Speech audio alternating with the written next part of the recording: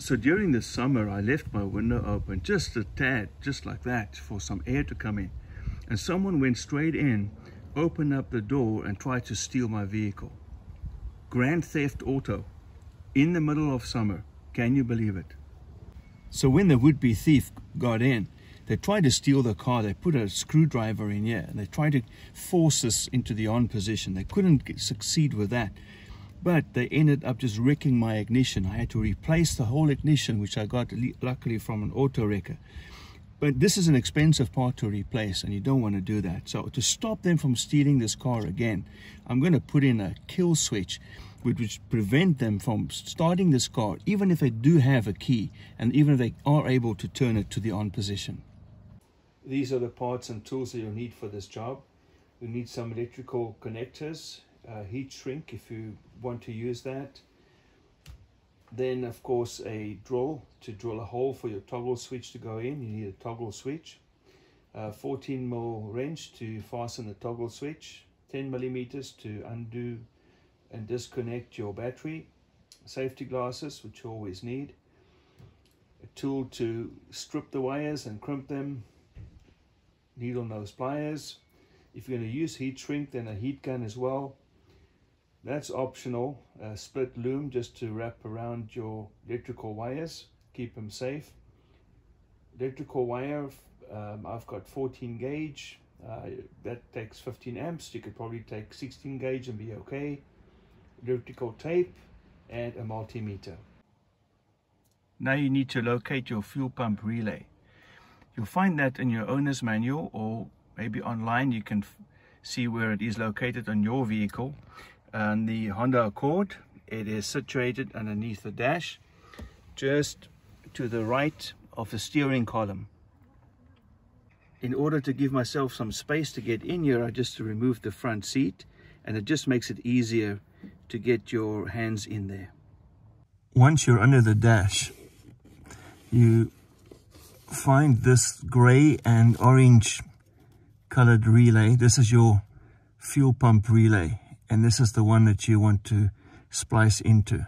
So you find this over here, and then you just remove that before you can go any further. Now we're going to use this multimeter to see which of the wires going into the relay are hot and which are the ones that turn on only when the ignition is turned on. And to identify that, we're going to set this to 20 volts DC, because the battery that we have in the car is 12 volts. And then we'll take the black wire and we're going to ground that. I've got that with a small crocodile clamp over here, and now I'm going to put this on the body of the vehicle. So we'll just go right there and make sure it's earthed to the vehicle. So now we're going to test our relay, and what we're looking for is 12 volts, because if we find the 12 volt connector, oh, here it is, there we go. So this one here is always hot, so there's always a hot wire coming into this one, even if the ignition is turned off. Now we're going to turn the ignition on. We can disregard that one, we know it's always hot, and then we'll find the one that only turns on when the ignition is on. So now we'll test with the ignition on and see which one just turned hot. And there we have it.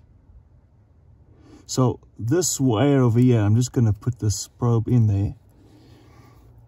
This is the wire, the red one, red and white, is the one that we are going to splice into, because that's the one that only turns hot once the ignition is turned on.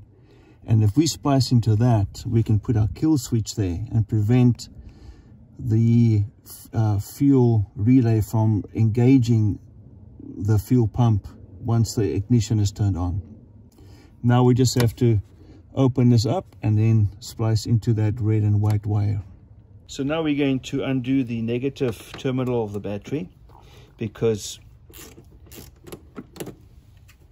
we don't want any power going to the wires that we'll be working on. So nothing can short out or nothing can catch fire as we try to install this kill switch. So now we're going to measure the wire that we will use. I've got 14 gauge speaker wire here that I have, so I'll just use this. You actually don't need 14 gauge.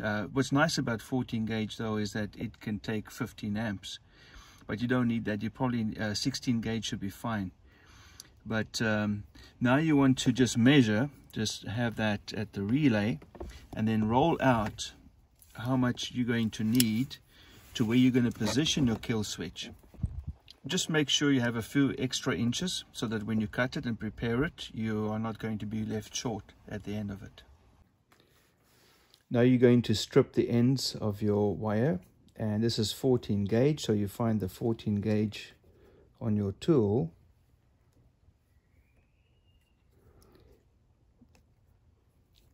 And then just pull. It just strips it off like that.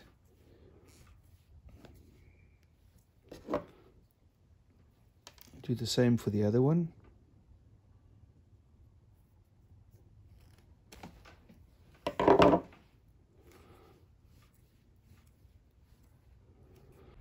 And now we're going to use these crimp connectors to splice into the fuel relay wires, and we're going to just insert this in there, and then we're going to crimp it.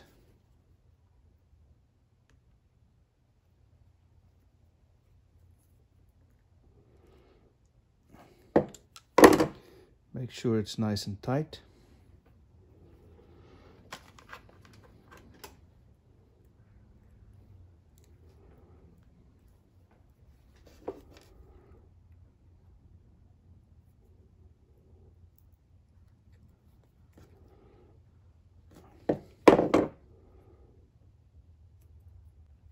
Give it a nice firm tug, and then make sure that the crimp is well set. So now you take some heat shrink and you put that over. Now we'll take the heat gun and we'll just heat that right up.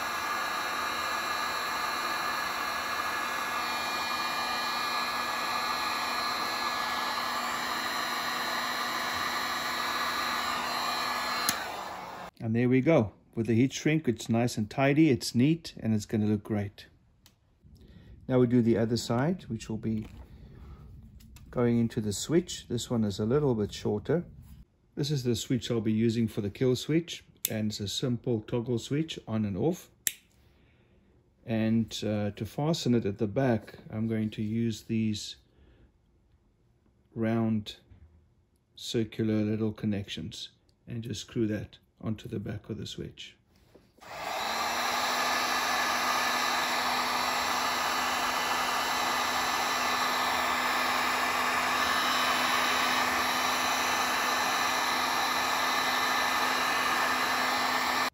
Okay, these connections are done and ready to go onto the switch. So now we have the switch end secured and ready to go. So now I just cut this red wire with a white stripe and just strip the insulation from both ends, and we'll put in 2 connectors, and then we'll splice in here with our kill switch. Once we've connected these wires, we are just going to tape this all up, and so it doesn't look suspicious to anyone who would be looking for a kill switch somewhere. Okay, so now we're going to test this out. Of course, you need to reconnect your battery, and then we'll go to the on position and we'll try and start the car.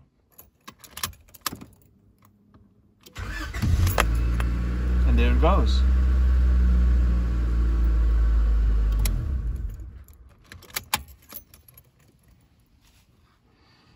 Now, to see if our switch actually works, we're going to switch it to the off position, and then we're going to try and start this vehicle.